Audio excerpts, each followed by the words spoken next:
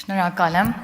հարգելի գործընկերներ, սիրելի հայրենակիցներ։ Այն երկբայ է, որ օգոստոսի 8-ին Վաշինգտոնում ստորագրված փաստաթղթերը նորեջ են բացում Հայաստանի կայուն զարգացման ու անվտանգության համար։ Խաղաղություն եւ զարգացում կարգախոս հիշեցնող այս արտահայտությունը ներկայացնում է փոխպայմանավորված գործընթաց, քանզի անցյալ տասնամյակների փորձը ցույց է տվել, որ առանց խաղաղության հնարավոր չէ ամբողջությամբ իրացնել սեփական պոտենցիալը եւ ապահովել կայուն եւ երկարաժամկետ զարգացում։ Սա այլևս աքսիոմետրիկ ճշմարտություն է։ Ինչպես նախկինում այս ամբիոնից առիթ եմ ունեցել նշել, խաղաղությունը Հայաստանում ունի թշնամիներ։ Կոնկրետ շրջանակներ իրենց արտաքին հովանավորներով լցված են խաղաղության այս գործընթացը վիժեցնելու եւ հետեւաբար Հայաստանի զարգացման հեռանկարները կասեցնելու գործին։ Պատահական չէ խաղաղության դեմ այս մարդկանց թշնամական վերաբերմունքները։ Տասնամյակ շարունակ շրջափակման մեջ գտնվել է։ Մշտական պատերազմական իրավիճակը նրանց համար իշխանությունը բռնազավթելու եւ ընտանեկան բիզնեսը զարգացնելու հիմնական միջոց են եղել։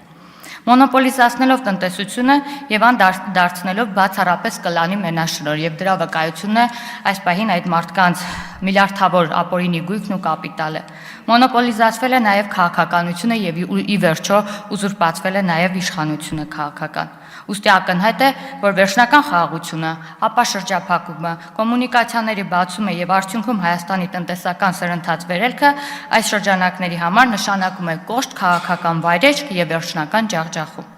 Սիրելի հայրենակիցներ, խաղաղությունը լոկ բառ չէ, որ կրկնում ենք։